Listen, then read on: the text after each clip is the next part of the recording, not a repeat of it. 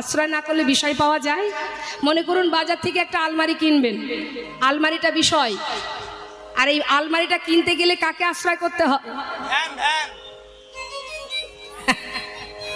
কি আশ্রয় করতে হয় মা? টাকা। টাকা যদি না থাকে তুমি আলমারি পাচ্ছ না। অর্থাৎ আশ্রয়, অর্থাৎ টাকাটা হচ্ছে আশ্রয় আর আলমারিটা বিষয়। তার মানে কি, কোনো একটা জিনিস যখন তুমি কিনবে, যে কোনো জিনিস কিনতে গেলে তার জন্য আশ্রয়ের প্রয়োজন। তাহলে আশ্রয় করলে বিষয় পাওয়া যায়। তুমি যদি আশ্রয় করতে না পারো তাহলে বিষয় কি করে পাবে? আশ্রয় তোমাকে করতে হবে। এখনো অনেকে আছে দীক্ষা শিক্ষা তাদের হয়নি। ভগবান নিজে আচরণ করে জীবকে শিক্ষা দিলেন। আগে শিক্ষা অর্জন করো, শিক্ষা অর্জন করো, মন্ত্র জপ করো, তবেই তুমি গোবিন্দের কৃপা লাভ করতে পারবে। আজ দেখুন ভগবান কৃষ্ণ তিনি গুরুকুলে গেছেন।